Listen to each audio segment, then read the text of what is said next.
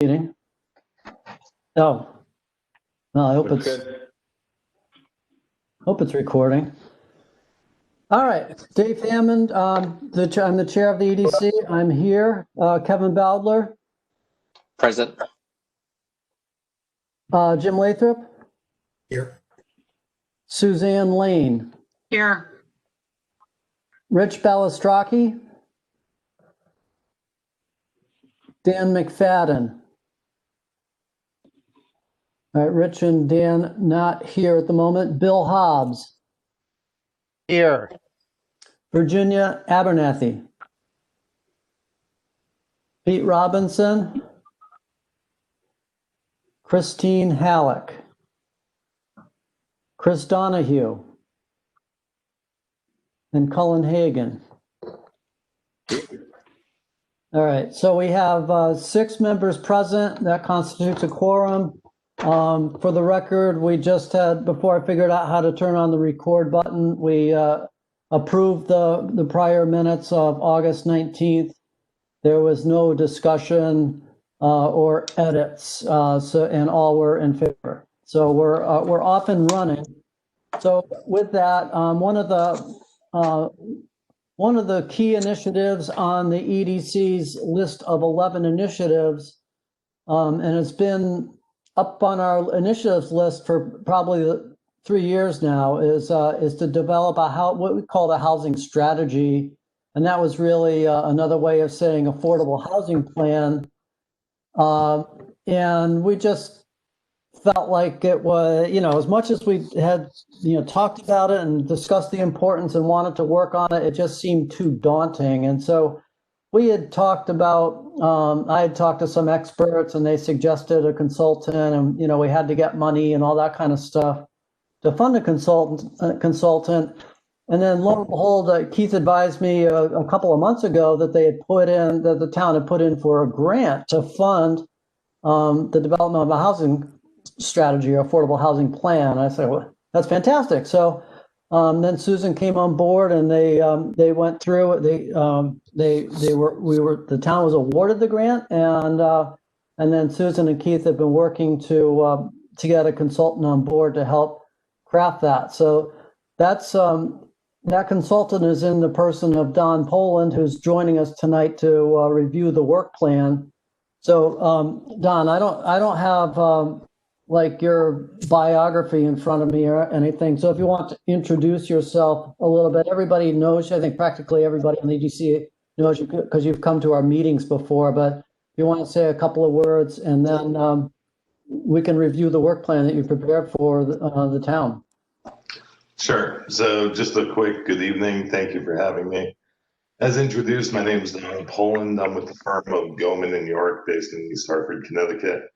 I've been involved in planning and economic development for going over 25 years now. And a key aspect of my work and practice has been around housing and affordable housing. So I'm excited to be here and look forward to working with you guys. And I'll leave it short and sweet. So back to you, Dave. Okay, well, I know you, Don, Susan, and Keith have worked a little bit on developing the plan. Thank you very much for sending it out. I think we're all in receipt of it. So I don't know. Do you want to walk us through that, Don, or Susan? Do you have or Keith, any other introductory comments to make, or what we want to try to gain from this discussion? Just by way of a few words of why, I think we all can agree that this is an important item. It's an important action item that's been on your list for a long time.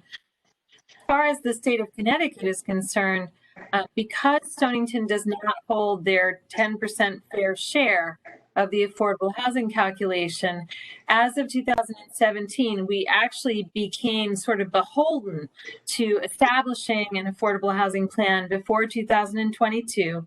And so that was, one of the precursors to this grant money. And, we were successful in gaining the maximum amount of grant money to be able to fund the plans. That was very helpful. And we had had a couple discussions already with Don, not only about the work plan itself, but also how different Stonington is in the fact that our Economic Development Commission actually really wants to be part of this, really wants to be engaged with economic development and community development and housing hand in hand, as opposed to them being separated issues. So we've talked also to Don about some future dates. So one of the things that we're going to ask you for a little bit later in the meeting is to actually change the October, November, and December meetings. Don right now is teaching a class at Trinity, which is a brand new graduate program, and it unfortunately is on Wednesday nights. So we're going to ask for a little bit of latitude in changing some of our upcoming meetings so that we can do those on Tuesdays and Thursdays to make sure that we're still following the work plan and keeping things really concurrent. So I'm just going to hand it back over to Don unless Keith has something else to say.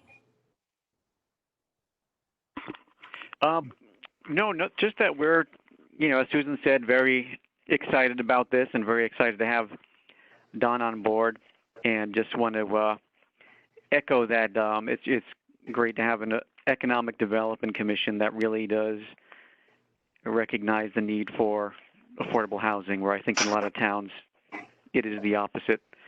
The work plan, it's sort of wide-ranging and looks at a bunch of different components that make up affordable housing in town. So we're looking forward to getting going with it over the next few months. Dave, are you all right with me sharing content? Yeah, let's do that. Is that Okay. something I have to do? Nope, I can do it. I Okay. just wanted to make sure I had your permission. Sure. You hear of all those Zoom meetings that get hacked and Right. stuff. So I always like I always like to ask before I share anything. So. Yeah. Oh my God, what's that? Yeah. So hopefully you have up on your screen now, you can see the cover page to the work plan. I'm assuming that's a yes. Hopefully everybody received this by email. Don sent it out middle of the afternoon today. So Yep. hopefully you have it to refer to. So I'm going to skip through the cover letter. So this was originally issued on September 15th. It's been revised to today's date, did some very basic revisions. But essentially it starts off kind of outlining what was required within the scope of work of the contract between Stonington and myself. So one component is kind of analysis of existing conditions, which we see up here in policy review. And that's kind of the first step for me as to what I'm doing in this process, and going through and reviewing these various documents, the Affordable Housing Plan from 2008, the POCD from 15, the Housing Affordability Report revisited in 2018, Incentive Zone Housing Report 2016, the Sector Housing Needs Assessment, and New London Joint Base Sub-Base Study. And also, because Dave was so kind to share with me, I've added into this the EDC goals and projects, which include the items being discussed tonight, and always the kind of open-ended caveat of other relevant documents. If you think there's anything here that we have missed, feel free to inform me of what else you'd like me to take a look at, and I'll gladly do it.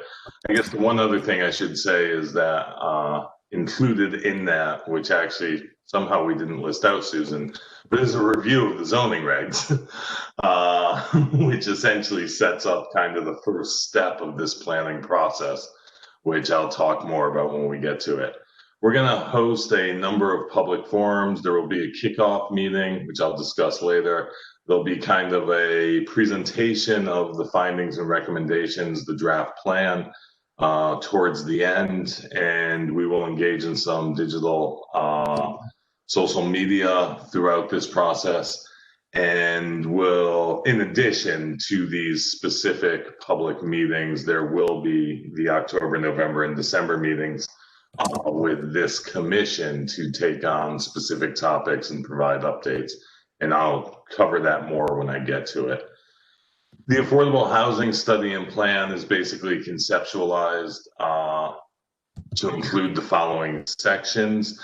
They may move about, their names may change a little, but the way we conceptualize it at this point is an introduction, then a detailed housing market analysis of both Stonington and New London County, then ultimately affordable housing issues and opportunities, impediments to affordable housing policy, the housing needs assessment, and then ultimately policy recommendations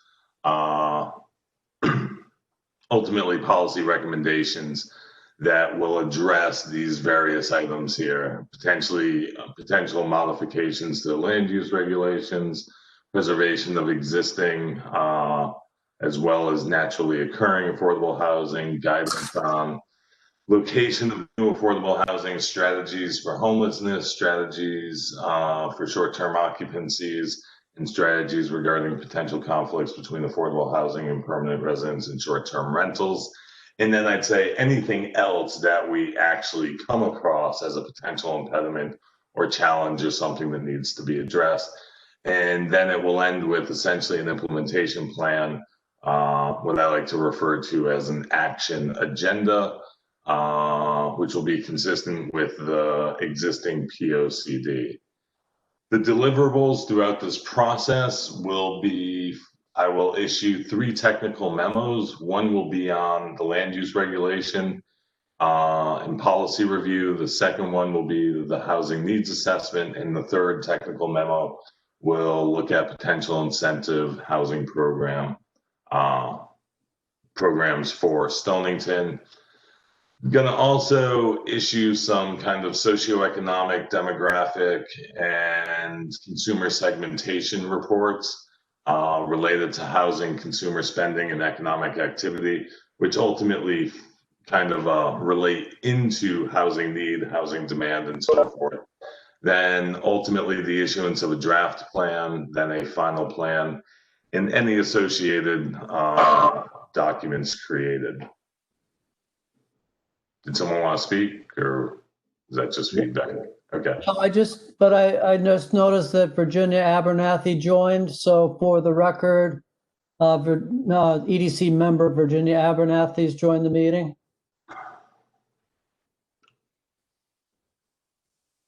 And then this last page is ultimately kind of the most important of this presentation. So now I will slow down a bit. But we essentially laid out a work plan and schedule to kind of guide us through this process ultimately.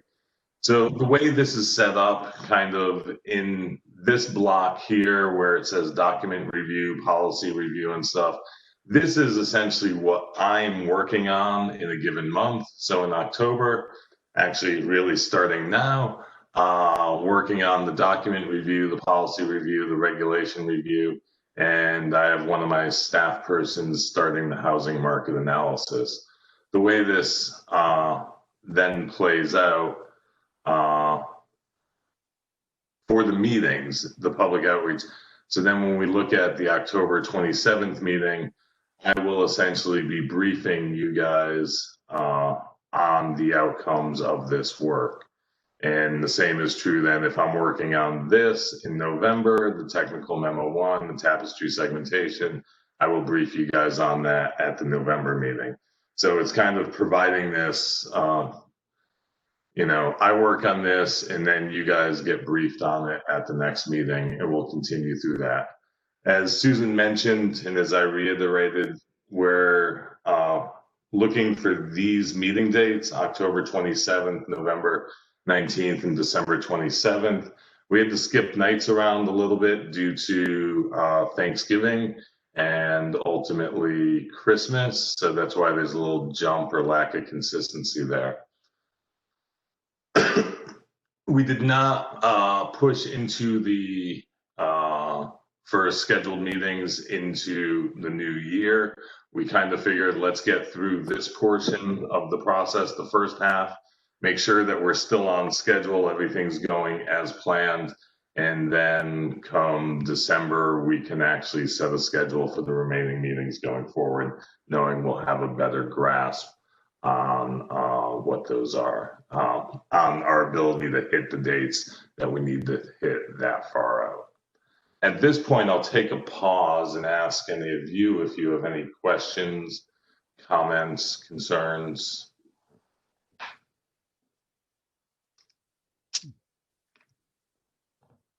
Let's go around the table so that everybody doesn't try to talk at once. So I'll ask one question, Don, which is, Sure. so for the, I guess before I ask the question, every EDC member that's available, what we're suggesting is, I mean, that's on the call, what we're suggesting is that we would cancel the regular scheduled meetings on the third Wednesday of the month and replace those meetings with the ones as outlined by Don in his schedule, October 27th, November 19th, and December 17th. That would then become our, it's a special meeting, but it would become our regular monthly meeting. We would have, the update and from Don on those meetings. So I think it provides a really good opportunity for all of us to stay plugged into progress and contribute, and do that in the first half of the meeting like we're doing tonight. And then in the second half, we could have the rest of our agenda for our other initiatives, depending on what comes up. So that'll be the first thing. And once we're done with this discussion, and if there's any further discussion on those dates, but I just, I hope we can get, a good bunch of everyone available for those dates. So I guess, so my question for that, Don, is when we have public outreach and participation on page 2, and we have public meeting 1 and public meeting 2, are those dates, are those dates, do we know what those dates are? Those aren't the October 27th and November 19th, I don't think. No, I don't believe they're conceptualized as that. I believe we have to set a meeting date for the initial public kickoff meeting, which is public meeting 1. The public meeting 2 is yet to be determined and well out into the future. That's going to occur probably in February, so we don't have to worry about that. Okay, and just ballpark when public meeting number 1 would be? To be honest with you, you asked me the one question. I actually don't have a good answer for you right now. Okay. All right, so, I mean, it looks like we're starting a social campaign in November.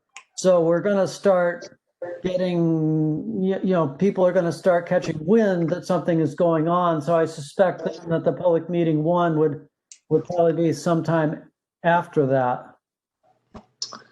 Yeah, I would say late October, early November is probably a good timeline. Okay. Because I'll be, for me, the most important thing is to kind of have the preliminary research done so that I can structure this, discussion around what we've learned and know. So. Okay, so given that, for the public meetings, I'm sure the Department of Planning and Susan and Keith will be involved in the planning of those meetings, but if the EDC were to be involved also in getting, flyers produced, promoting through the media and so on, it would be great maybe to think in terms of early November, because we'd have our October 27th meeting, EDC meeting, which you would be at, and then we can use that to also help prepare for the public meeting 1. Sure. Okay. That can work for me. Sorry, I was monopolizing everything. So let me turn to the next on the list would be Kevin Bowdler. Any questions on what Don has presented? So one question, Don, from me is an important constituency, I think, is the Planning and Zoning Commission. Would you expect that you'd try to engage them outside of the public meeting process, and whether that's whether it's combining with an EDC meeting or doing something separate with planning and zoning? Yeah, they definitely need to be engaged. I'm not sure where at this point, and I think it's probably a worthwhile conversation for me to have with Keith and Susan. I definitely need to get through the policy and regulatory review, which pushes me into November. So I'm feeling like it would probably be sometime after November and sometime before, just looking at the schedule here, before February with the draft plan. Kind of being funny and saying that, but need to engage them before we get to a draft plan. But I need to have a good grasp on the zoning regulations and potential impediments and potential recommendations before I would want to engage them. So. Understood. Okay, the next question is, the focus of the work plan looks very much like it's like 100% affordable housing focus. Do you focus on some other housing related issues that there might be? And I think one of the ones which I saw in one of the other towns was some concept where developers paid some money into a land bank and the town sort of identified opportunities where the town could maybe end up with either some land or some money to do other good deeds. Right. So, yeah, I mean, at the end of the day, this is focused towards complying with the statutory requirements of addressing affordable housing. But that being said, I mean, kind of the starting point of a housing market analysis is looking at all housing. When I go through and do the housing needs assessment, I'm looking at all housing, but then honing down into ultimately the affordability challenge. So I will be studying the housing market overall, not just affordability. Affordability will be a focus. And if I just, let me just do this quickly. Where was it? Sorry. Ever since the days of COVID have started and WebEx has started, I'm working with two monitors and I get confused as to what I have where now.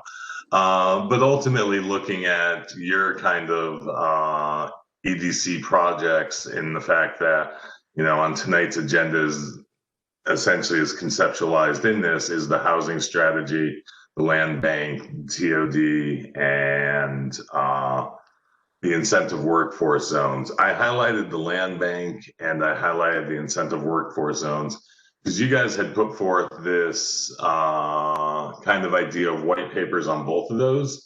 And then I think Dave kindly offered you guys up to do whatever I wanted to ask you to do. I'm partially saying that joking.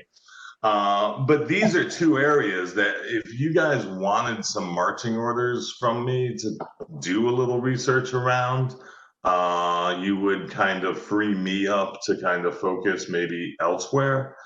And we could definitely include in this ultimate end strategy recommendations specifically related to both those items. And I think ultimately, I'm just trying to remember where the language was. I'm not sure if it was with the land bank or, it was with the incentive zone, the payment in lieu of, and that whole idea of, potentially creating a dedicated fund where maybe if a development can't meet affordable housing, the affordable housing criteria or thresholds or whatever, that we could establish some type of payment in lieu of for housing to create a fund. So for me, at the end of the day, the sky's the limit. The whole housing market is my scope, and I am open to kind of going down any rabbit hole that needs to be fleshed out within reason to come up with strategies that work for you guys. So Don, I think this is so exciting, and you've been so well prepped by Dave that you actually are able to bring up our project status list. I'm very, very impressed.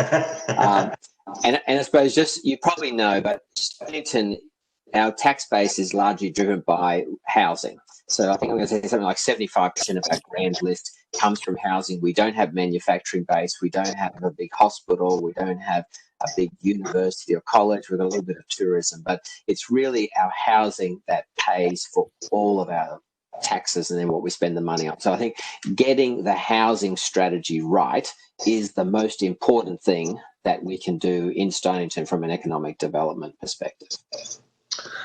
I agree. And just once again, I want to reiterate what Susan said at the beginning. And it is so refreshing for me to see a economic development commission that has a housing focus. I've been known time and time again when lecturing on various topics and issues of making the phrase that housing is where jobs go at night. And I always try and drive home this idea that housing is part of economic development. And last week, I started my week being at a public hearing, development application for housing, and actually had an economic development director stand up and oppose us on our housing proposal. So to switch gears from last week to now this week with a, economic development commission that embraces housing as key to economic development, it's exciting for me. So thank you. Yeah, that's it from me. Great questions, Kevin. Next on the list would be Jim. Any questions for Don or comments? Jim's muted. Hey, Jim? There we go. Yeah, I'm good. Okay. One screen's blocking the other, so I apologize. I have a big screen in the background, so I'm also struggling with two screens. Yep. And I'm trying to be centered so it doesn't look like I'm looking off into the sunset. So on this, thank you. Boy, it looks like it's pretty well developed. The land bank, I know, is something that's been discussed. I mean, it's sort of a more progressive focus to something to utilize the existing housing stock, which is affordable yet not counted as affordable. Maybe as a blight eliminator in some cases in certain parts of the town, where the town can take a more activist land use strategy. For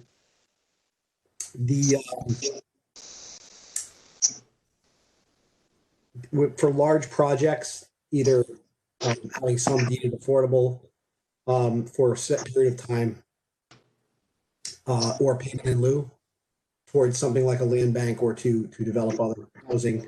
But the question is, how much of a disincentive will that be for a large developer to do a project? If there's enough demand in places like Mystic, maybe it won't be. Maybe it'll make the price. Maybe that'll change the price somebody pays for developed for a lot to develop. Because they'll have to be discounted because of it. The other thing that has come to mind, Don, I know it's been talked about at our meetings, is our affordable housing in this town tends to be stratified very heavily by village. And I'm not sure that's the original intent of 830G legislation. It wasn't to make, one part of town loaded up with affordable housing and 90% of the town not. And I realize that's a statewide issue, not a local issue. I wish there was a way to homogenize it by, to make it more homogeneous by village for towns that identify by village, and many towns in Eastern Connecticut do identify by village. But that being said, I'm sure that's well beyond the scope of your task. So, and that being said, personally, I especially with a project that's about to go through in downtown Pawcatuck, which I'm extraordinarily happy about. Not a discouragement of it, just more of a refinement of it, just to be clarify my own views on it. But that's really what I have. Okay, just let me comment on a few things there. We will be looking at all of Stonington. We will be looking at the spatial distribution and the villages. Ultimately, you're right. It does, things do spatially kind of cluster, not just in Stonington, but in other places. And in many places, a fair portion, not total cause, but a fair portion of the cause is ultimately availability of public sewer and water. And that's always going to create a challenge on the density side. But we will look at that spatial distribution. We will look for ways or strategies to actually maybe, get some less clustering.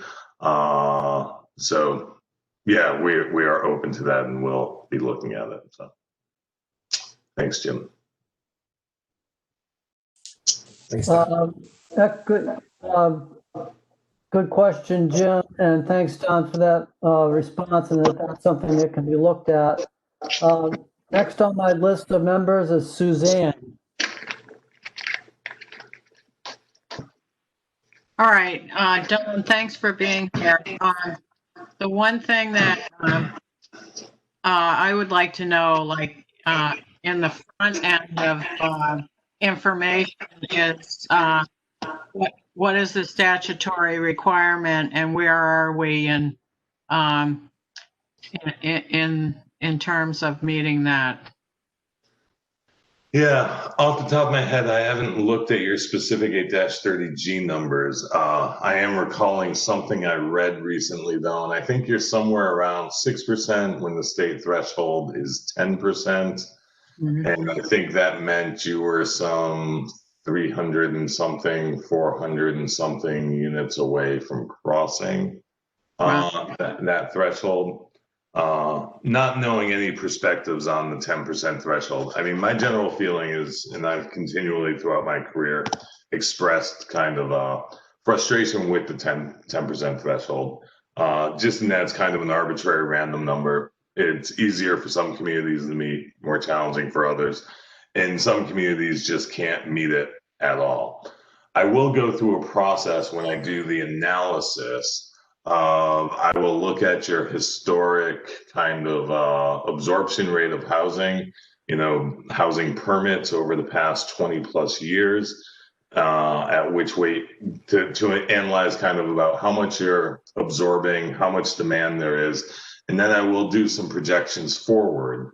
And I will look at if, for every year, if you added, 5% or 10% or 15% affordable based on developments that are coming through, how long it will take you to actually cross that 10% threshold.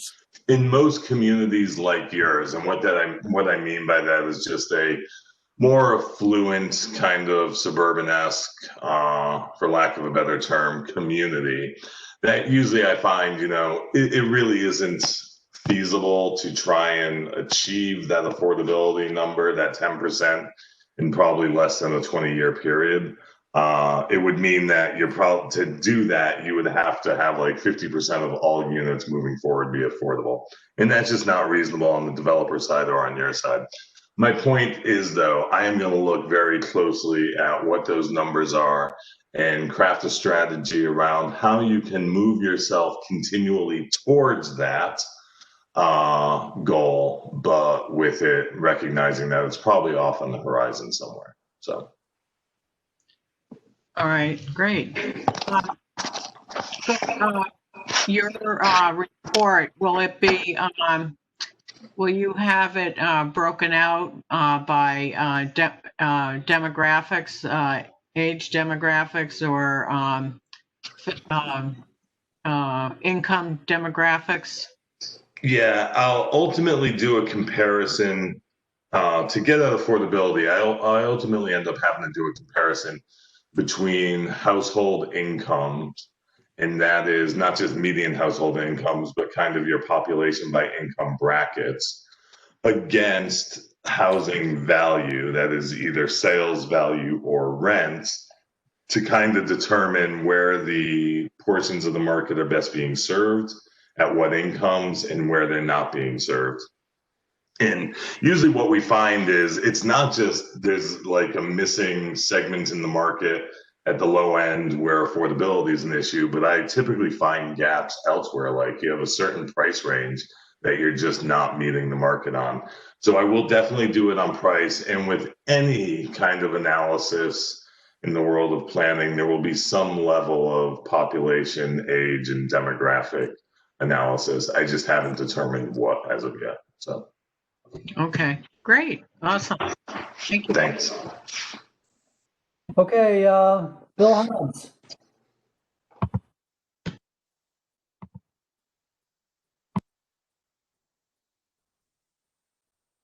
Dave, who did you say? I said you.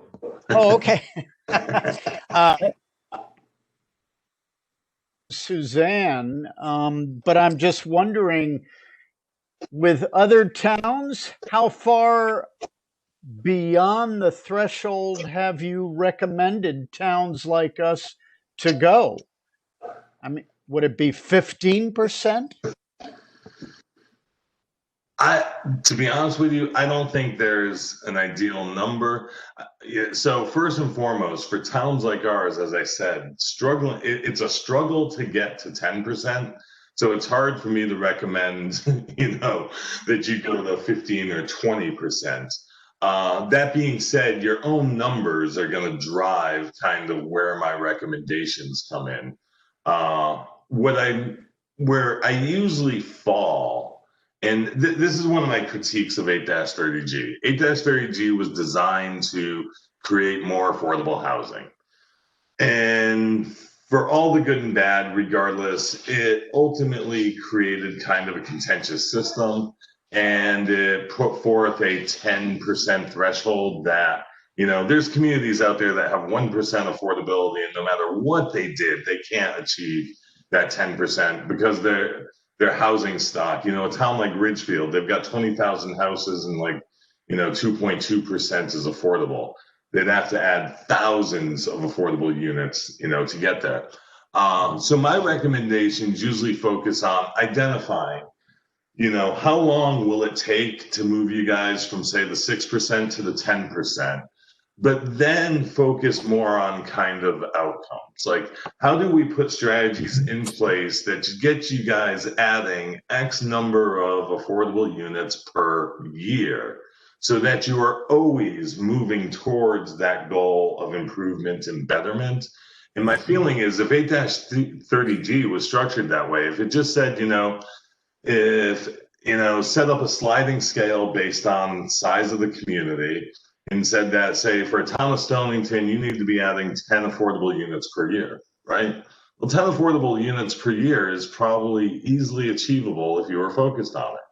And 8-30G has been in existence for 30 years, right? So if you'd been doing that for the past 30 years times 10, you would have added 300 units of affordable housing over that period of time. If all 169 towns in Connecticut were actually doing that, we'd probably have a lot more affordable housing now than we did 30 years when 8-30G started. So I'm going to try and get you guys working, just continuously working towards the addition of more affordability or preservation of existing affordability. So. Excellent. Virginia. Thanks. Have any questions? I do apologize for coming in late, but what I've heard so far is very interesting. So thank you. Thanks for joining. No problem. I'm glad you could join, Virginia. All right. Last but not least is Cullen. Oh, that's nice. So I guess as part of this, the idea is, I guess as part of your output, is it also potentially to identify kind of ripe locations for more inclusive housing? Yeah, and I don't want to get into kind of right or wrong, good or bad, but at the end of the day, we will analyze, the existence of public water, the existence of public sewer, ultimately capacity and the ability to add density within those areas. I think then looking at, available land, available, brownfields or underperforming properties, I think at the end of the day, there will be spatial recommendations based on assets and opportunities that can be leveraged to create more affordable housing. I also hope, and once again, I let the data, I let the plan, I let the information drive what my end recommendations will be. I hope there's also ways that maybe we can find some strategies to actually provide for affordable housing in areas where maybe it hasn't been conceptualized before, or maybe it was viewed, there is no opportunity there. So I don't want to exclude anything, so. Okay. Yeah, I asked based on thinking about, exit 92, and there's a bunch of commercial properties available there. And as I look down kind of the 95 corridor, there's significant activity on those like right off exit, off of 95. East Lyme, Westbrook, kind of across the board, there's a lot of development there. So that's sort of a little bit of the reason behind my ask. Sure. And we'll definitely look at those areas. Okay, thank you, Cullen. So that was a good set of questions. I don't think I have any more. Do Susan and Keith, do you have anything else to add? Or Dave, I can add that was, I think Suzanne was asking about it. When we have to actually file affordable housing numbers every fiscal year, that was one of the first things that I did actually when I came on board. And so that was one of the things that we did right away. Our percentage is just under 6%. And so we're 4% away from achieving the 10% required number.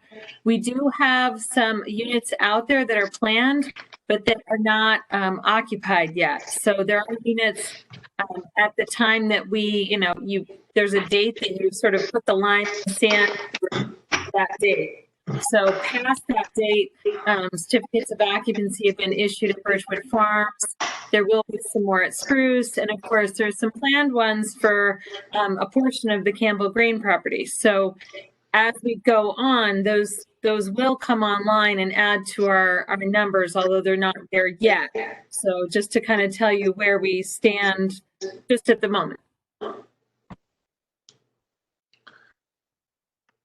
Yep, thank you. Keith, anything else you want to add to the discussion at this point? Just wanted to add that the ultimate goal of this is to adopt the affordable housing plan as an appendix to the plan of conservation and development. And that's actually required now by state law that towns every 10 years have to have an affordable housing plan. And, we don't have one as of now. So, after this is done, this affordable housing plan, then it will go through the process of adoption by the Planning and Zoning Commission. And they'll have their own public hearing on it, and it's possible they'll say, oh, we don't like this recommendation to adopt it, we'll get rid of that. And in a sense, that's okay. That's sort of my vision for this almost, is that, Don comes up with the unvarnished plan of his recommendations, and then the town, sort of decides what is palatable to them.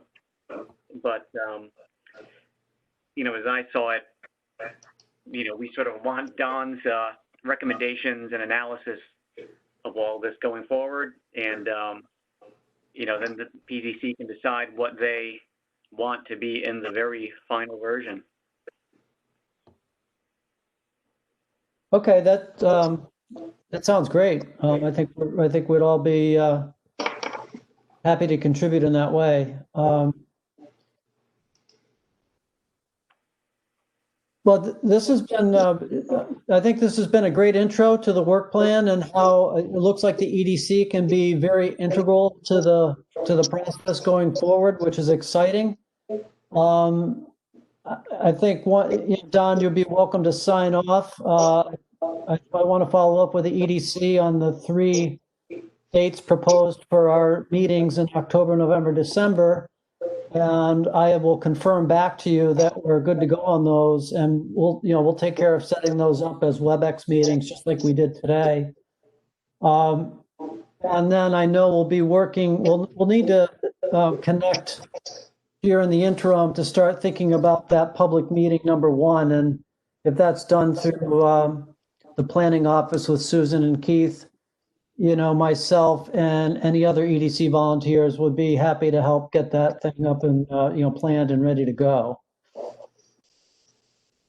Are there any other actions coming out of this meeting, Don, that you see that, so sorry, let me just, before I end that thought, you mentioned about having some help with white papers on the land bank and incentives.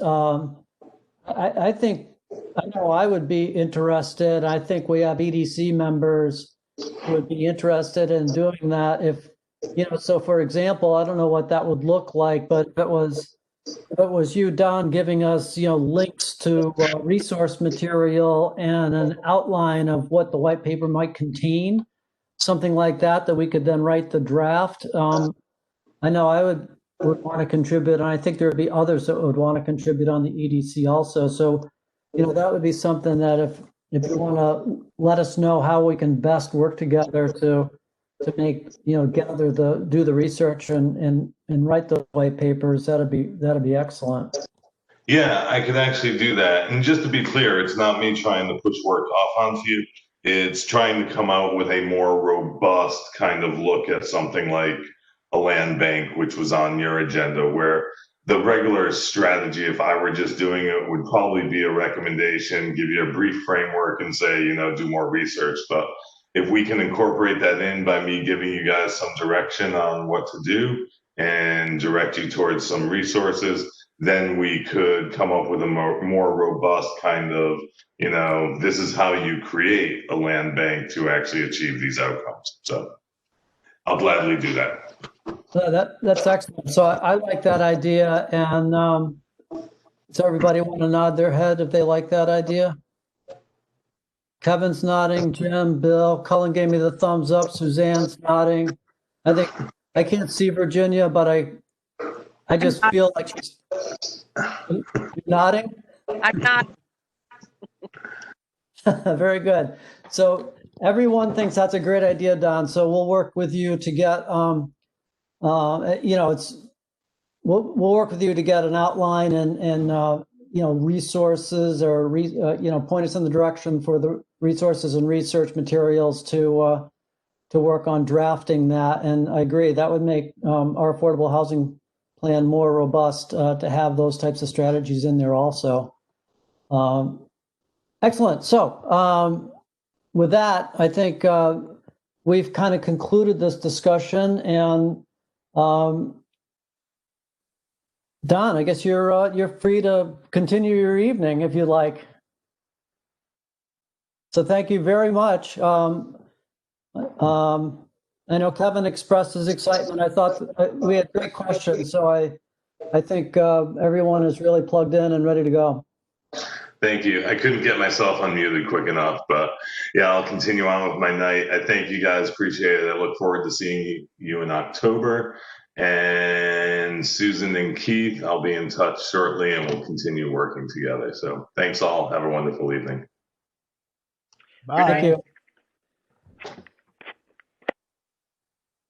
All right. So thanks, everybody.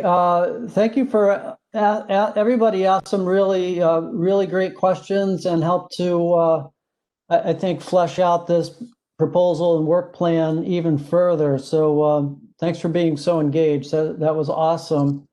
And what I'd like to do to close this topic out and move on to the other topics is just to talk about those 3 dates. So, if you're able to kind of review calendars and can give the thumbs up, but October 27th, November 19th, and December 17th are the proposed dates.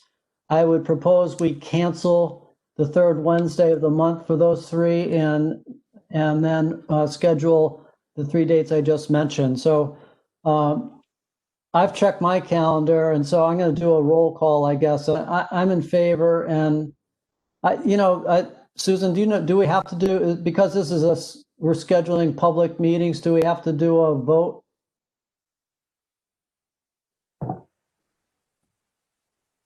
I think it would be proper to reschedule them. You could also do it on the website. There's certainly enough time in terms of making sure that people have appropriate notice, but you might as well just go ahead and do it on the record. Anyone who's following this evening can then go ahead and put those dates on their calendar, and then we'll make sure that they get uploaded to the website as well. Okay, so I'll make a motion, we change the dates. Do we have a second? Repeat those 3 dates again. October 27th, and they would be like the 6 p.m. time frame. October 27th, November 19th, December 17. I'll second the motion that we held a special EDC meeting on those 3 dates. All right, so I'm going to do around the room and just and get a yay or nay. And so Kevin and Dave are yays. Jim, Yay. Suzanne, I can't make the 27th. okay. So is that that's a yay, but I can't make the. Yeah. It's my 30th wedding anniversary that day. Oh no. Oh, that's, yeah. Maybe there's a way you can do both. Ah! I'll talk to my husband about that. And you'd be sitting at dinner and like have the phone below the table, like they do in the commercials, and you're really watching the EDC. Okay. Well, I think we're, what I'm hoping for is that we can get the majority of members there, and we'll just catch you up after, Suzanne, for that meeting and make the other two. That would be. Bill, Yay. Virginia, Yes. and Cullen. Yay. I like the opportunity to be able to say yay. All right, so we actually had all in favor for that, and I will get that message out to the rest of the EDC that wasn't on the meetings and try to get everybody's calendar lined up for those dates. I really like the way this work plan is laid out, and that we can all be involved in a way that's really being, driven by somebody else. So we have an expert, a subject matter expert that's going to be driving the bus here. So that's really really good for us. We can enjoy the ride.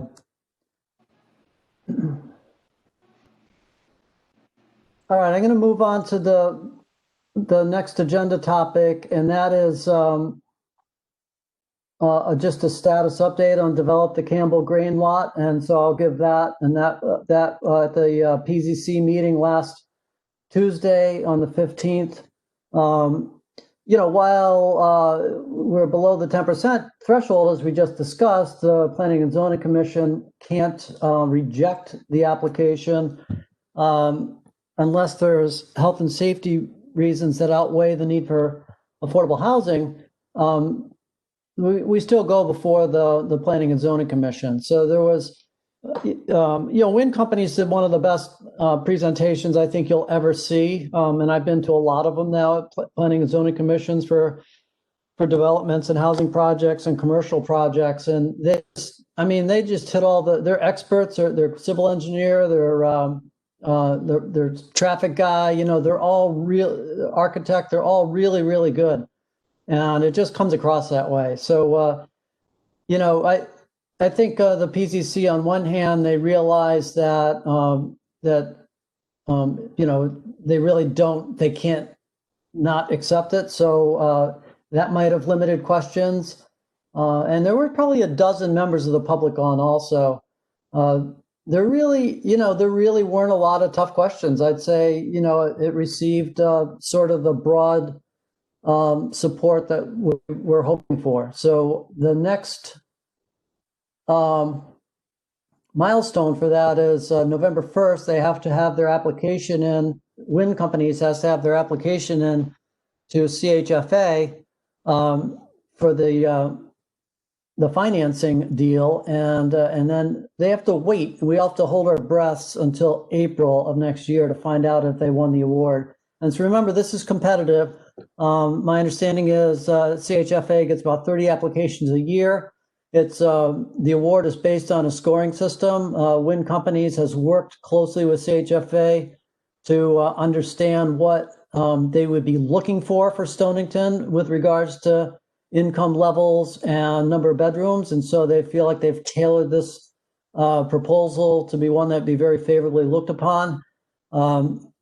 Having said that, out of 30 approvals, there's only 7 to 9 that are approved each year. It's depending on how much funding CHFA has available to give out. So It is very competitive. Only 1 in 4 projects gets approved. So, we'll be waiting until April to see how things go. And then as we'll have gathered from their presentations, they would then break ground. Well, they would then buy the property from Frank. And so there would be a closing, and then they would break ground in the late summer, early fall of 2021. So very exciting to be where we are with this project, and I think we can't wait to see how things go.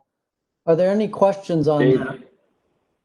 yeah, at this point, is there anything else that we can do to support their proposal, or is it basically pencils down at this point? At this point, we're unless they call us with something we can do, but at this point, it's wait and see. So we've done the first heavy lift, and now it's they got their approvals from wetlands. They're going to circle back with the architectural review board to review some suggestions that were being made. But otherwise, it's full speed ahead until April and hearing about the financing. So we're all set for now. Dave, if I could add to that, if you look at our number one initiative, I mean, there's no further that this group can take it. It went through, albeit symbolic, PZC unanimous approval with almost no public dissension. And the only public dissension I remembered was one person who was worried, even though the siting isn't in a flood zone, that it's too close to a flood zone. So it was kind of like, okay, but it's not in a flood zone. So, I mean, that was the only, Dave, correct me if I'm wrong, that was the only dissenting voice of the whole night. I think Steve from the Olive Oil, expressed concerns about the traffic, and then Judd the Rosens were on also, and so the main concerns have to do with traffic, and people seem to be worried that they won't be able to take a left-hand turn out of Cogswell when they want to. So, and they might have to wait for 5-10 seconds. So, to me, those are the only things. I think you'll get people complaining about traffic no matter where you go. And I always say, well, try living in, Boston or Hoboken, New Jersey, or someplace if you really want to know what traffic is like. So it's really not that bad. Or Mystic, just go to Mystic. Yeah, that's right.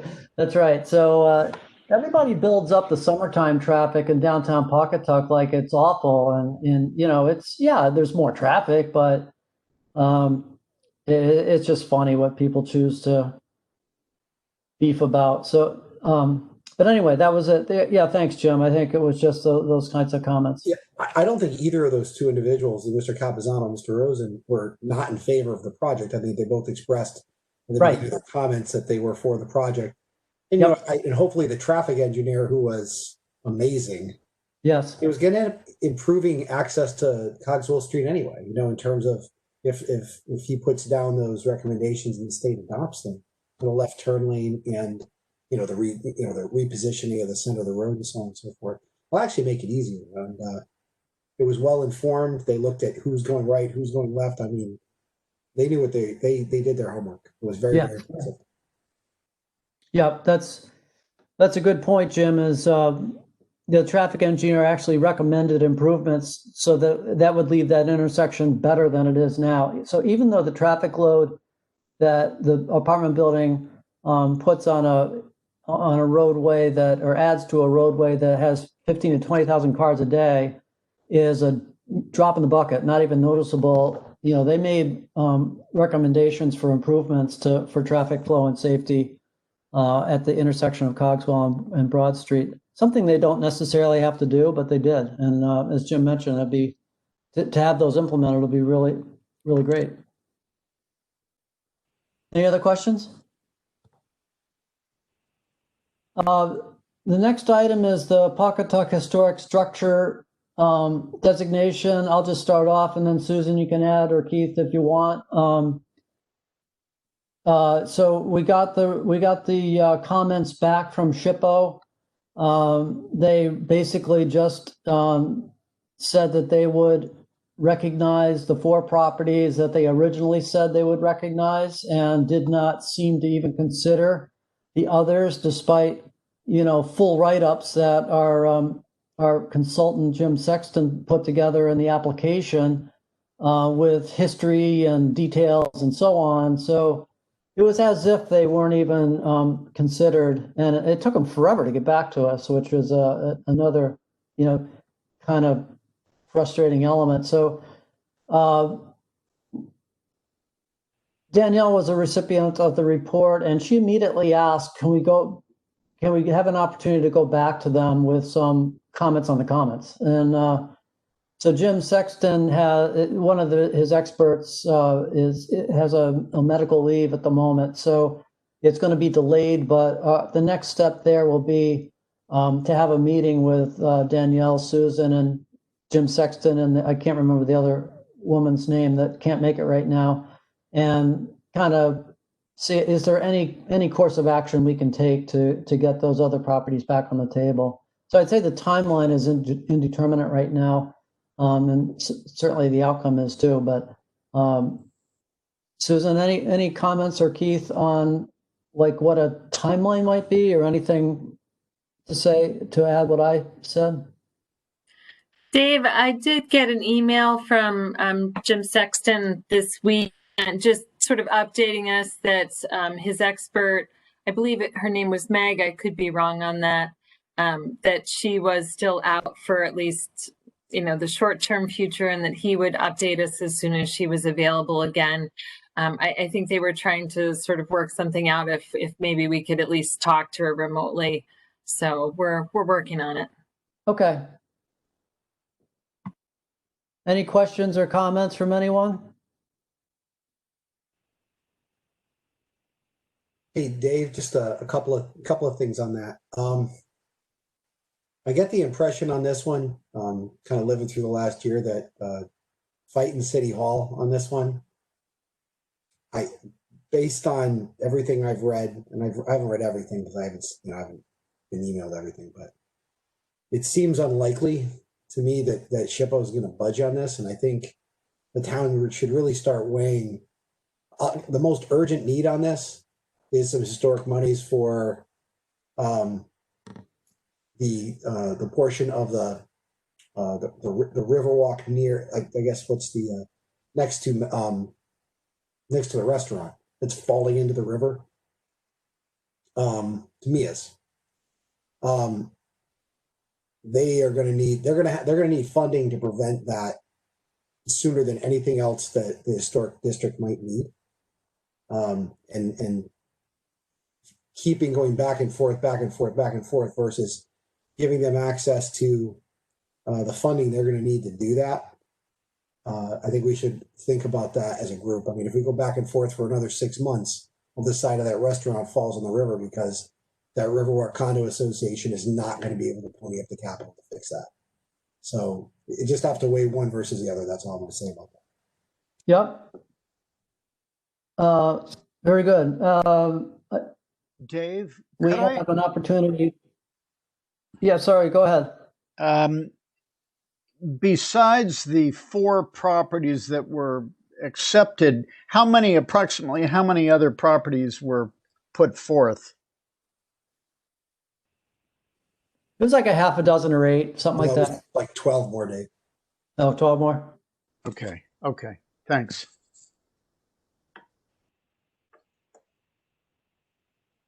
I think part of our point would be, it's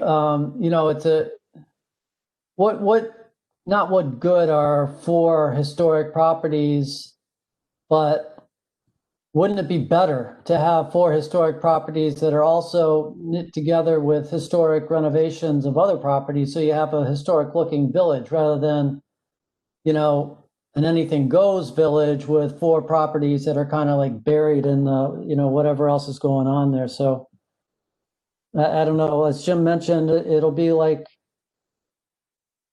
it's like fighting City Hall, and I think we've had experience with SHPO with some other projects, so it's not looking that good. But I'm glad that Danielle would like to at least ask the questions. It's really just one person, and she's pretty dug in, and it's unfortunate that I think everybody's trying to get around that, and it just doesn't seem to be working. Right. The next topic is acquire the circus lot. So Jim, if you wanted to give an update on that. Sorry, it's the environmental assessment follow-up work. It's So last week, I believe it was Wednesday, Crop Environmental, I met the LEP down at the circus lot site and did soil and water testing. I needed to help him get some of the test wells open because the caps had been on for 30 years. So we had some fun with that, but we got the test wells out and he was able to pump out a representative water sample and then some, what they call a composite soil sample. So he took 5 or 6 soil samples from around portions of the job site, composited them to see if anything comes up, much in the way they actually do with COVID testing, from my understanding. They actually use sample composites to reduce the total amount of testing required. So that's where we're at. We should have results before the next EDC meeting. I promised them in the next couple of weeks. As soon as we get them back, I'll forward them to you. okay. So the next agenda I'll put on there. We'll know if it should be on the agenda, but we'll hope to have that on the agenda for the next meeting. One comment I did get from the LEP is he felt that the one water sample was fairly representative based on where the test wells were. They all shared the same water supply. Right. They drew water at 14 feet, pretty high up, and that was expected because they drew water 14 feet down into the ground, maximum. So they will probably share. Basically, if there's something in one of the wells, it's in all of them. Right. So from that standpoint, the water test, although it's a small sample, will be relatively representative. Okay, thanks, Jim. I have a couple of additional items. One is for new business. The first one is a restart of the TIF subcommittee, and we endeavored to get a meeting, kind of a kickoff meeting or a restart meeting before this one, but we weren't able to schedule it. So I think we'll just defer any discussion on that. We do have a meeting planned with myself, Cullen, Rich, and Susan for September 29th. And what we hope to accomplish there is just kind of reconnect the dots with the progress that we had made before we put this on the back burner, and decide if we have the capacity to try to advance a TIF policy in Stonington at this point. The next item I have is it's probably worded incorrectly. So Jim, if you want to, because it talks about an amendment, but Jim, if you wanted to just take this item and explain. Unmute. Okay, 2 screens got me again. First of all, I'd just like to kind of get an idea of how many of you guys had a chance to look at the attachments from the email I sent out a couple of weeks back. Is anybody thumbs up, thumbs down? Okay. So this is how it evolved, and I'll try to be brief here. It's not my forte sometimes, but I'll try.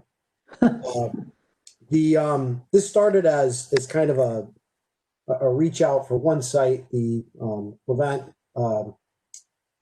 site on South Broad Street, close to Stonington High School, that's been abandoned for about a decade. It used to be Best Eaton's, then it was a Tim Hortons, then it was a couple of other things for a moment, and then it was nothing for about 9 years.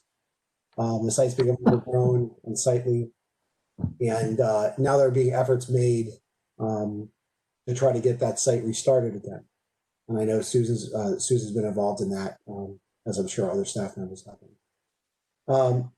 Then kind of looking at that, it started to become, well, why aren't there any drive-throughs in town? I got a little bit of a historic lesson on. In the mid-2000s, they were essentially, for food service businesses, outlawed or made not possible in the town of Stonington. And I think what I'm getting, talking to the people that were intimate with at the time, is that people were afraid of kind of like a Hamburger Hill type development, where a strip was developed like Coleman Street in London or Granite Street in Westerly, that would be not very Stonington-y.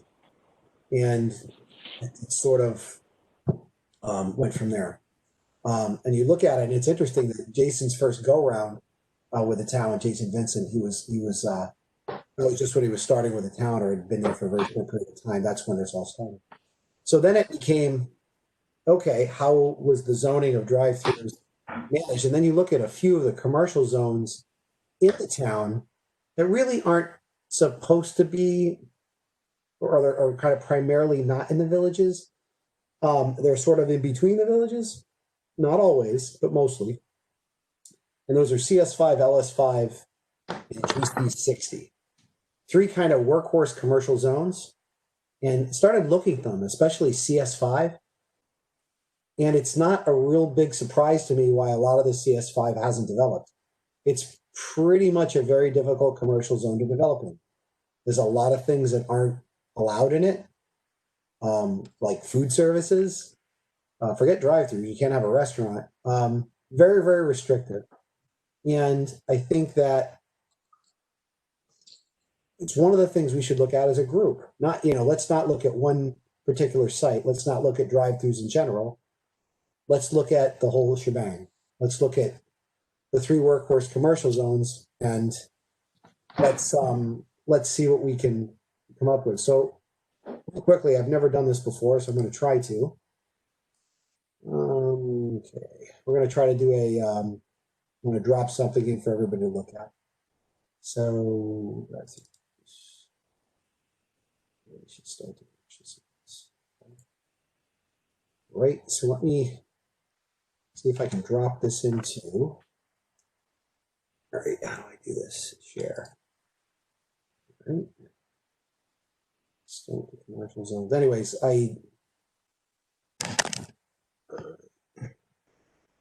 let's see how to do this.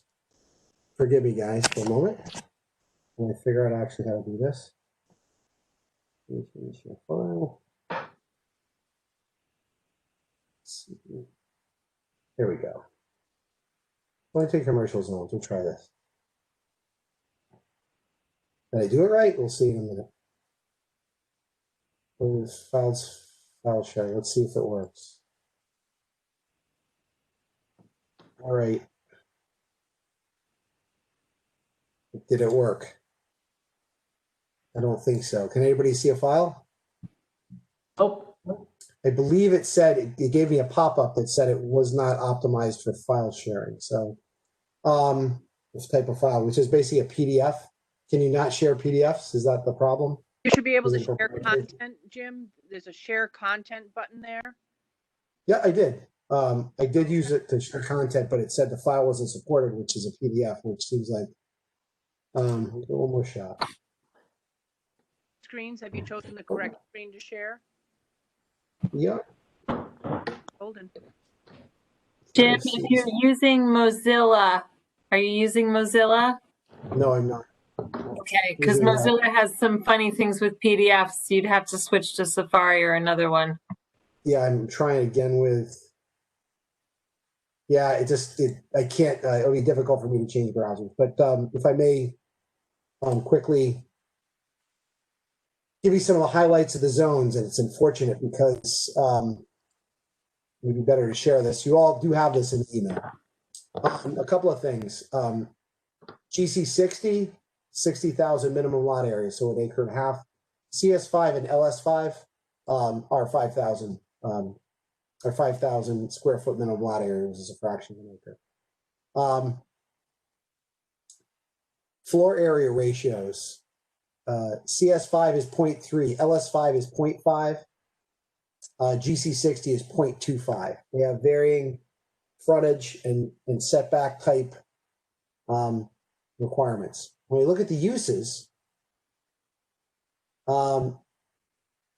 restaurant retail is not allowed, and restaurants are not allowed in CS5 at all, and are allowed in some cases by special permit, in some cases just allowed by right in the other 2 zones. Open windows are not allowed for restaurants in any of those zones. However, they are allowed for pharmacies and banks.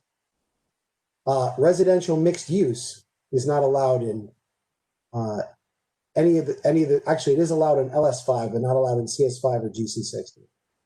And again, I encourage you to look through things that aren't allowed. Things like wineries, breweries aren't allowed. They're really designed for very light personal services. And in my impression of it is the uses are very restrictive, especially with CS5. When I look at the amount of CS5 that's not developed, for instance, on Route 2, which is and again, I'm gonna have the same problem because it's a PDF, but when we look at the swath of properties across from the Dunkin' Donuts at the corner of Route 2 and Route 49, I know Colin's familiar with that area because we've discussed it. A lot of those houses that go down the road there, going towards White Rock Road on the other side of the road, are CS5, and they're undeveloped. And when I looked at the regulation, and I look at the not developed, and I see how the properties are being accumulated, so nobody really wants to live there. Yet you really can't put much of a business there. So I think if you look at what's going on and the opportunity there, I'd like to ask something of Keith. Keith, if you're there, Keith, could you put an 830G project there? You could. Right? And I mean, you're talking about the Liberty Street CS5? Yes. You know, it has public utilities. Right. So like anywhere else, you know, that has the infrastructure, Right. you know, you likely could, unless there is some other site constraint there that would prevent it. Yeah, I mean, looking at what just have, I mean, if you look at public, you know, utilities are there, it's not going to add substantially to the traffic on Route 2 on a percentage basis. It's a state road, can handle volume. So my thought is on this, in absence of unlocking this commercial zone, I'm not saying it's going to become mixed use housing. I'm not saying mixed use housing is a bad thing there. I'm just saying that I think it's fairly likely that at least some of these parcels might become 830G developments. Now, I'm not saying that's bad. I'm saying it's going to not be commercial if it's that. And given the traffic on that road, there might be a potential to unlock more value from the town standpoint if it is. Maybe not. I mean, high density housing is, you know, adds a lot of value to the town too. So it's something we got to think about as a group. You know, do we want this to be commercial still? We just kind of want to leave it alone and let, I wouldn't call it market forces, but I mean, other forces prevail. So that's kind of, there is a do nothing strategy here. That doesn't mean nothing's going to happen. Something probably will happen here when you look at the economics of it. Relatively cheap. It's the same as the rest of Pontiac on the major arteries. Beaucoup public utilities, traffic's not an issue, land is cheap. When you look at those three things, high density housing, which is not allowed by our own zoning, may happen anyway. So, and again, not saying it's a bad thing, we should just discuss as a group if we want to try to affect policy to turn it one way or another. My personal opinion, in sort of a high traffic area like this, would make an ideal commercial zone. Not sure why mixed use isn't allowed. Not sure why the uses are so restrictive. Not sure why you can't do drive-throughs. Not sure. So I just wanted to open the discussion to people and what their impressions are after reviewing the email.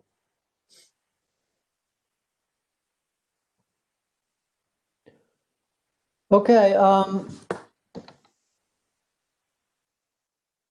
So I guess Jim has requested to see, based on his write-up and intro here, if we want to have any further discussion. I think for tonight, or it may be something we want to tee up for another meeting, or maybe identify some actions that we could do over the next month, Jim, where I know I've been a bad boy and I didn't review it very thoroughly. So maybe we could have some specific actions that people could address. Kevin, I'll go around the table. So Kevin, any comments or discussion points based on Jim's intro there? So I guess I feel, pretty ignorant about, land use. Like some of the other things we've talked about, I've got a gut feel for, this makes sense, we should do that. So I'd probably like to ask Susan a question. That how do you go about an exercise of trying to identify for a part of town what is the best use for that. And when you look at some of our regulations, which were probably put in 20 years ago, I'm sure there's lots of sensible reasons. But when I did drive down Route 2 last week, I sort of thought, well, actually, nothing's really happened here in my memory of being here. Whereas I can see things have happened. And there's a couple of other parts of towns that things haven't happened, but we can see things are happening in downtown Pawcatuck, things are happening in Mystic. But I think this is probably a very complex issue, and to work through it probably means it's not just come up, make these two, add a few paragraphs here or make a few more allowances in the zoning regs, and you solve a problem. And when I look at the Groton, Fort Hill Road and some of the things which happened there, it's like, how do we make sure that we incentivize the right type of development, but don't end up with something in 30 years' time that we all regret and can't get rid of?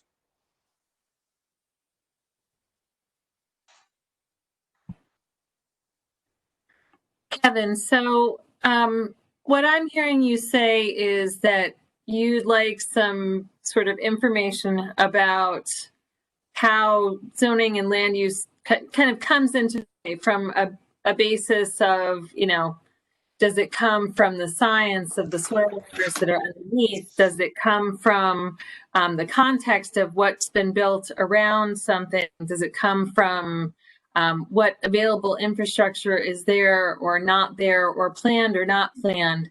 And I think a lot of that links back to the long-term plan and conservation and development for any town, that you put your time and your effort and your goals for the town as a whole into that long-term plan of conservation and development.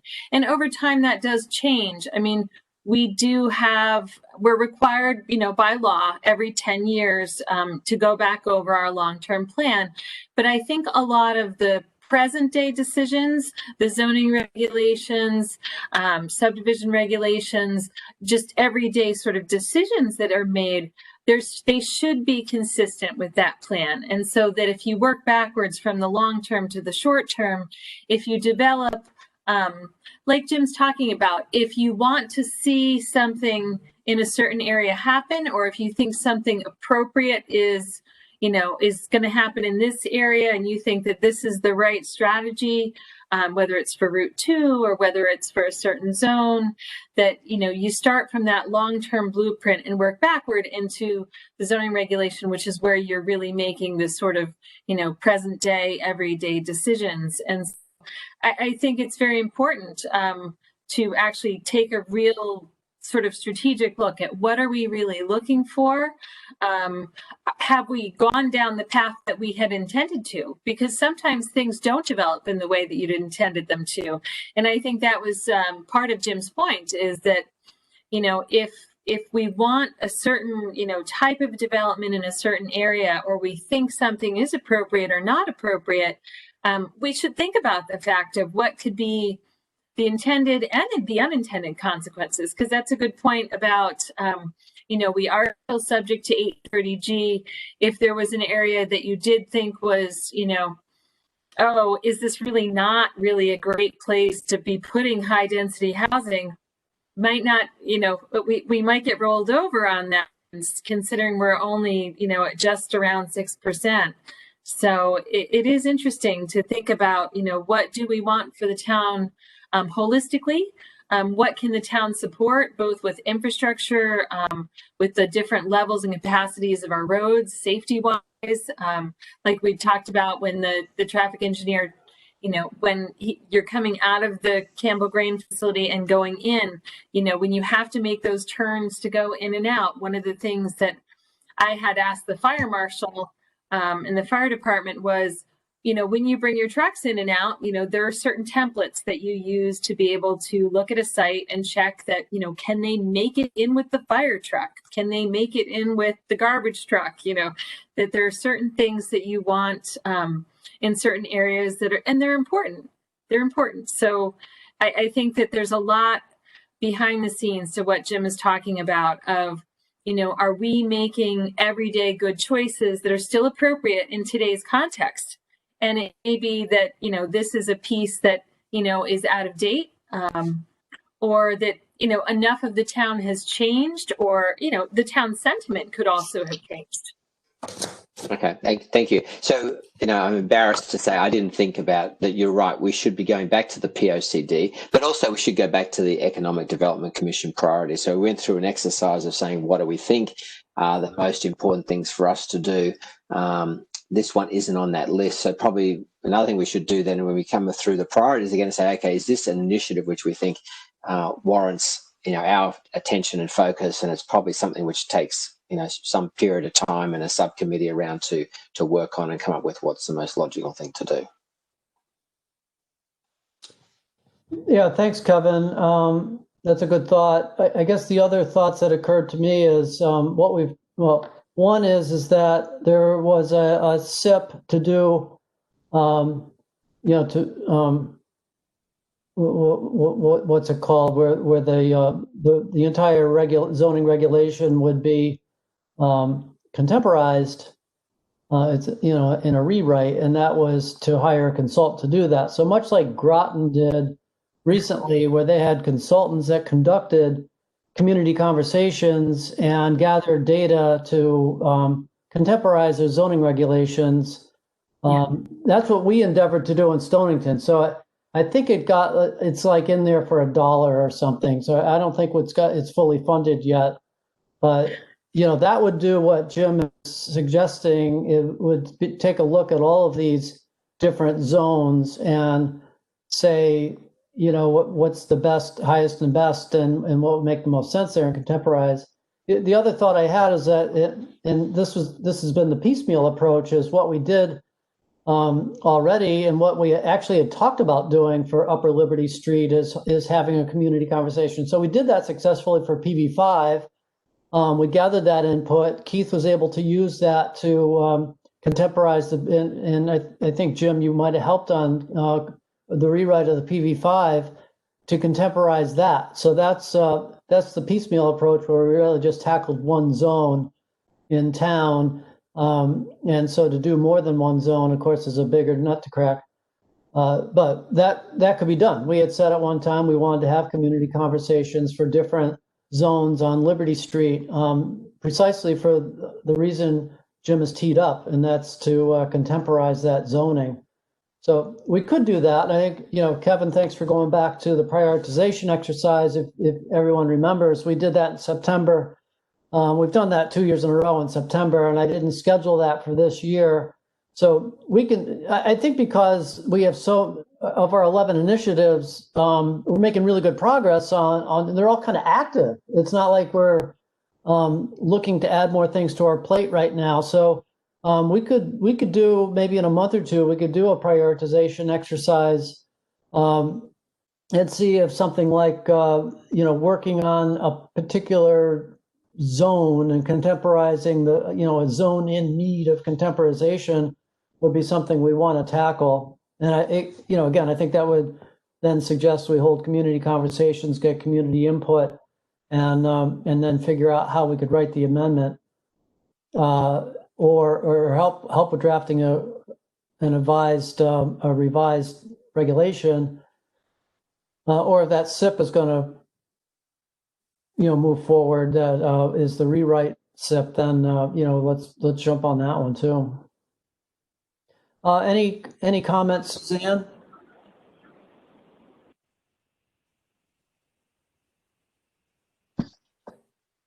I think we're pretty busy right now. I think I agree with you in a couple of months to take a look at where we're heading and what we want to do.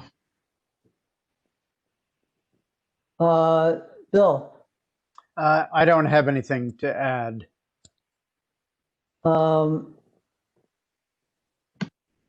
Virginia? Have anything to add either? Cullen?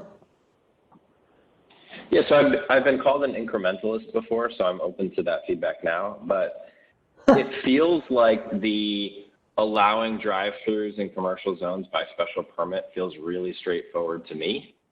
I think the sort of revisiting all of this other, it seems like a little bit more of a zoning existential question on the other fronts. And so I appreciate Jim sort of don't just think about this Duncan, but at the same time, it feels like we've got a property there that's been stuck for a while that's so obvious to me.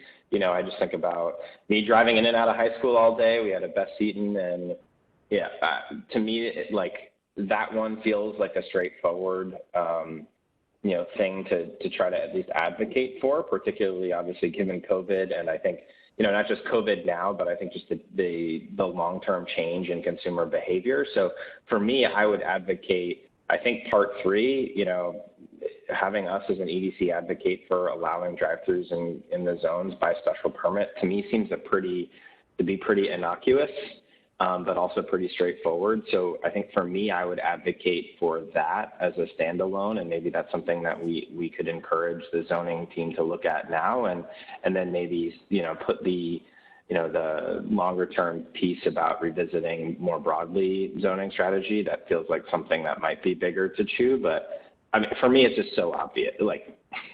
Just let me have a drive-through there. It was a use that they had before, and it just sort of got outdated. So.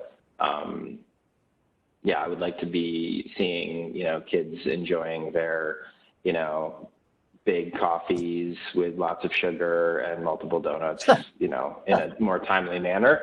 And it doesn't seem like that would be something that needs to get bogged.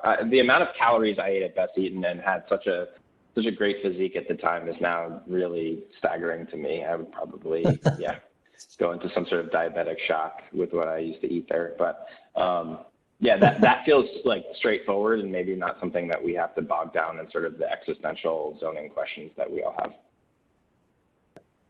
I will add something to it, though. Adding a drive-through to CS5 will be pretty difficult for restaurant use, considering a restaurant use is not permitted even by special permit there. So it does get a little bit more convoluted. If you wanted to de-scope this and try to deal with the least controversial issue, I would suggest adding drive-throughs by special permit to GC60. There are about 8 GC60 zones. Those are the larger pieces of land. In Stonington, there's only about 8 of them. I counted on the map before the meeting.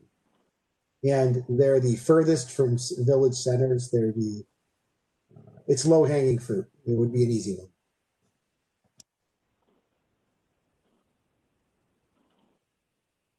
Okay, so Jim, do you want to suggest an action, or do you want to, is there a motion needed, or what would you like to do here to wrap this one up? Dave, I'd like to do 2 things. One is I would like to suggest that we advance the idea towards PZC for a change or planning and zoning amendment to allow drive-throughs in GC60 zone, which just so happens that particular lot is in one of the 8. But it is certainly germane to the other 7 if you look at their locations. I'd encourage all of you to look at the zoning map atlas. And second of all, I would encourage, even before that, if we could write as an EDC a letter supporting the notion that it is not an abandonment of use at that job site, at that site rather.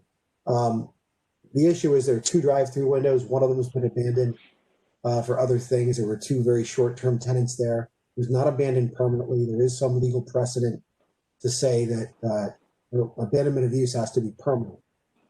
So you could say there are many, many aspects of the drive-through that still remain, including the serpentine, the hardest part of a drive-through, which is the drive-in part, so things don't queue out to a road, which is not great at some drive-throughs, as I'm sure everybody knows.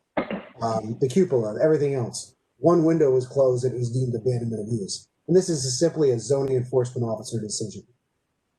For that zoning enforcement officer decision, this could not even be an issue. And I would ask that we would endorse writing a letter to that effect to get this particular applicant to make that site alive again. It's a very simple thing. If there's any other questions on that, I'm happy to answer. And the second thing I would advocate for is getting drive-throughs allowed in GC60.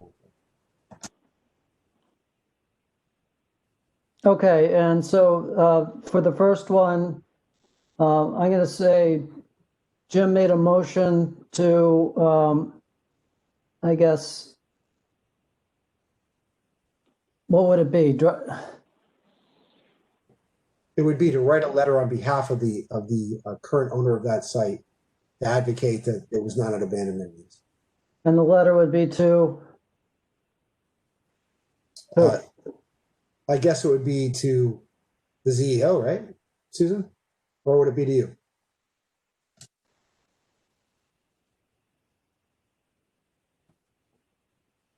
It would be to the zoning official that you'd have to write that. Yeah, that's where you'd need to direct that. Susan, All I right. have one question in terms of the addressing on that. What is the current org structure there now? Dave and I were discussing this. We weren't completely sure who's working for who now.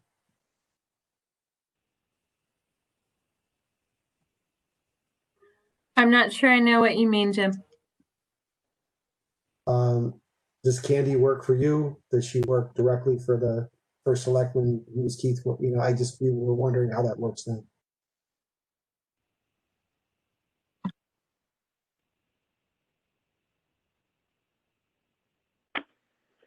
Well, we both sort of share the management responsibilities. I deal more with the current planning type stuff like the zoning issues.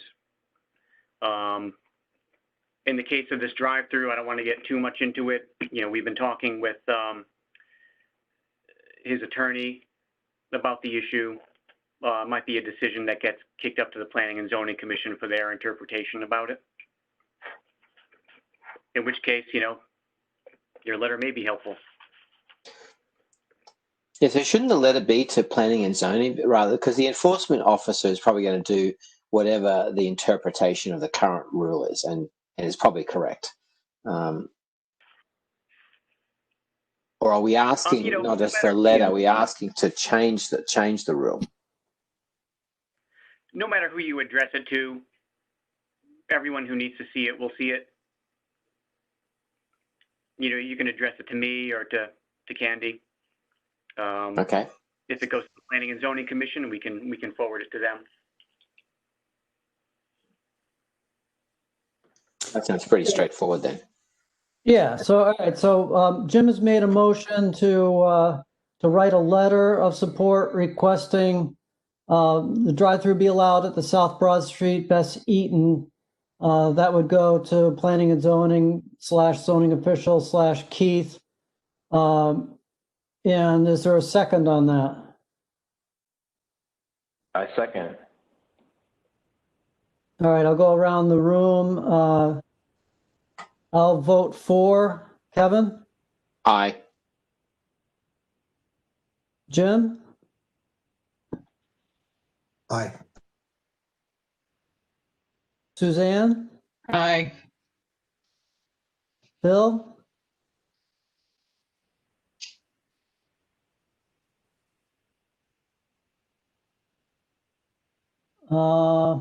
Bill, you're on mute. Did you say aye?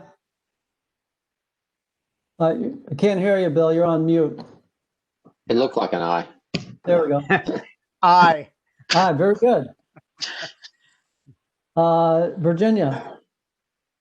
Sure, aye. Cullen? Cullen seconded it. Aye. All right. All right, so all in favor, any other discussion on that? And I'm assuming, Jim, you'll write the draft of the memo? Aye. The second motion Jim made was to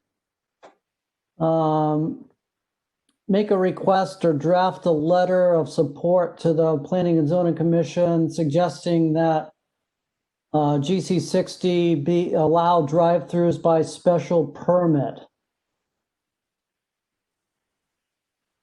Dave, I would suggest this could be done in one letter.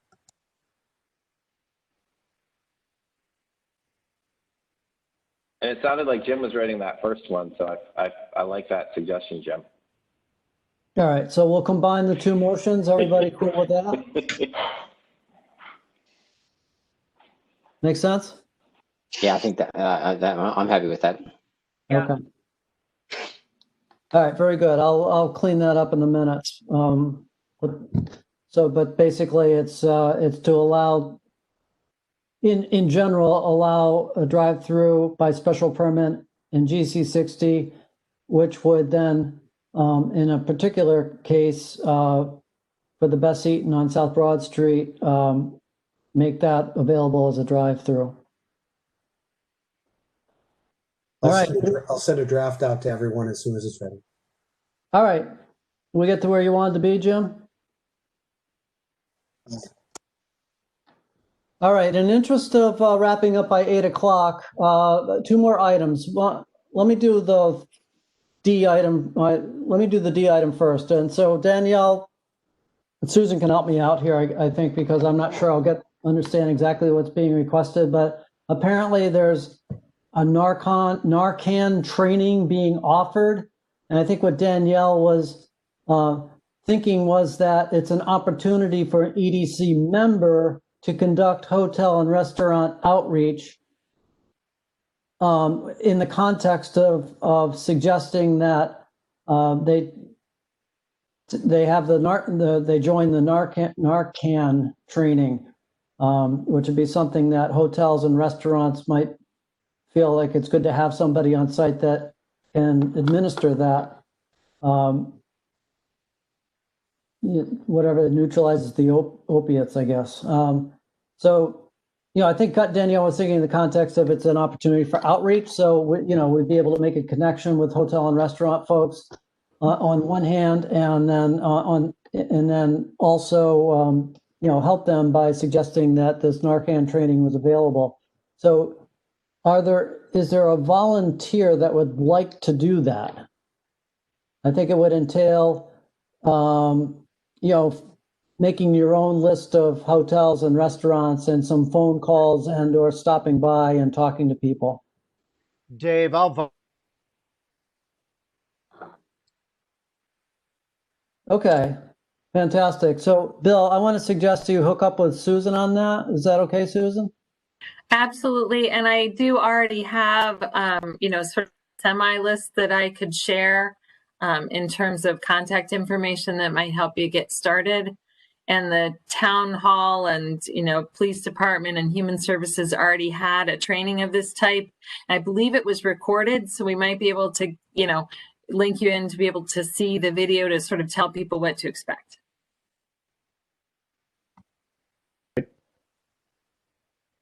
Is So, the idea Bill- any sort of any and all restaurants here, or? I think so. Yeah, I think it's in the hall. The latest outreach that we did for nonprofits and small businesses had over 1,000 hits to the video. So I think we were thinking that this, could be another way to reach out to people, another way to provide sort of a public service, but also, to show them that we're trying to engage them, even on just a different area. Is this training on one particular date, or are there multiple sessions? I think it's going to depend on how many people we get interested, because for right now, we can only have a certain number of people in a specific room to hold the training because of the COVID guidelines. But if there's a lot of interest, I don't think there's any limit to how many times we could do it if we needed to do it multiple times. Okay. And is the town providing Narcan to the restaurants and hotels? It sounded to me from the information that I was given, like they were willing to give out as much as we possibly could, that we were trying to spread it throughout town and make sure that, kind of people who had eyes on, in many different areas of town who, if you saw someone, you'd be able to do something about it.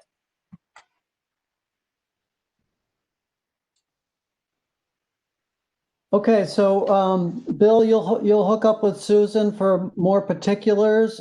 Thank you very much for doing this. I think it's an opportunity to not only satisfy a particular need, educational need for folks that's in dire need, but also from a safety and health point of view, but also just to introduce the EDC to them, and if there's any way we can help businesses, that we're here to help. Okay, finally, I sent out Contact you. Yeah, beautiful. Thank you, Bill. Finally, so we can wrap up, I sent out 4 CIPs.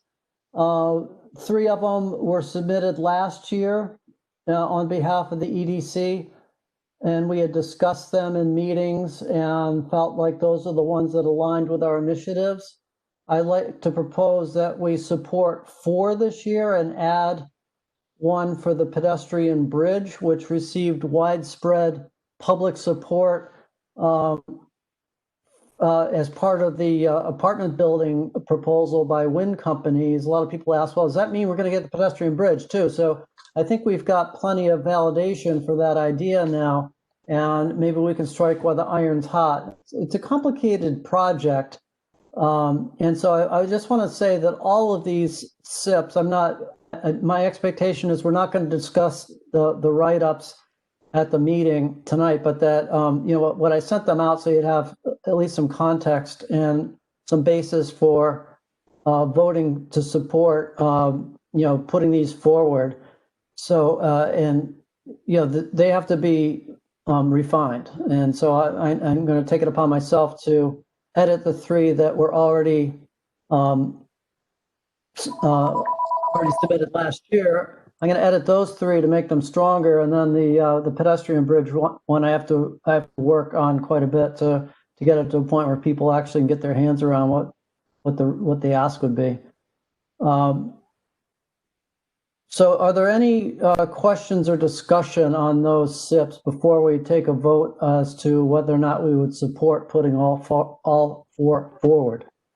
And I'll go around the table. So, Kevin?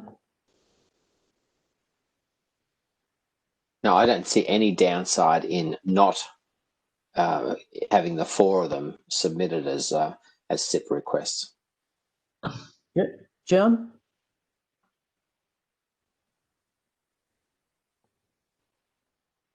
There you go. Yeah, sorry, just man, unmute and stuff. Yeah, I think going forth on all 4, those are the 4 that we should advocate for. The only thing I would say about the bridge, one is we really need to refine that number. It's far too high, because the danger is that the number is so high it's not taken seriously by the Board of Finance, and it kind of gets. I think there are some numbers out there that I think the bridge is going to be far less expensive for that, especially for the short term. Okay, thank you. Suzanne? Support going forward with all 4. Bill? Sorry, Bill. I don't mean to be a pain, but you're on mute. Yeah. Sorry. I had to talk to my wife just a moment ago, so I missed. Can you repeat? Okay. Yeah, sure. So I sent out the 4 CIPs, or capital improvement projects, and suggested that those are the 4 that the EDC would put forward. And so the vote is, or what we're talking about is, do we support, well, what I said, what we will vote on is do we support putting all 4, you can tell it's getting towards the end of the meeting. I can't even talk. Yeah. Can we put all 4, do we support putting all 4 forward? And before I took a vote, I said, are there any questions or discussion? Whoever authored those SIPs, did you do that, Dave, or did Sue, or who wrote those? Jason and Keith wrote the original versions. The 3 that we put forward last year, I edited somewhat. And then but the pedestrian bridge one is either Jason or Keith or both of them original draft, and that's what I'm proposing to rework a little bit more thoroughly.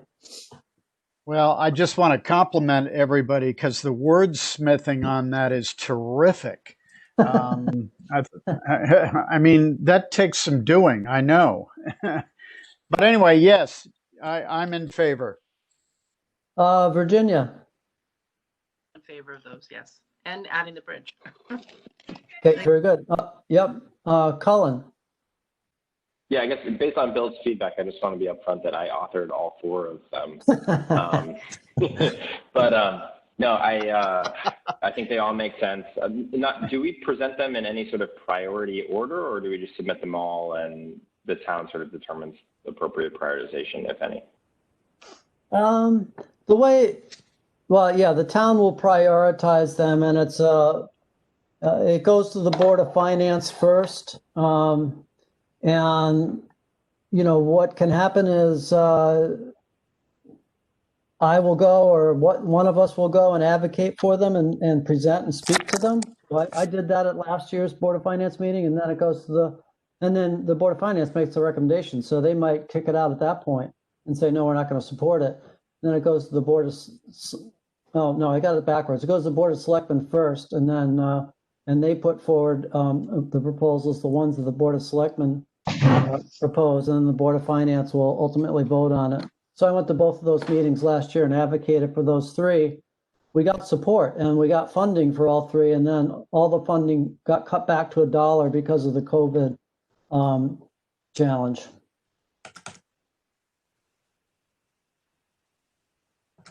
All right, so I think in terms of a vote, I'll do it this way. It sounded like everybody was in favor of putting forward all 4. So I'm going to say all in favor. And now it's a chance to speak or forever hold your peace if that wasn't accurate. Going once, going twice. Okay, so I'm going to show, the record will show that all were in favor of supporting those 4. So I'll be working with Susan to get those ship shape and ready to go and submitted.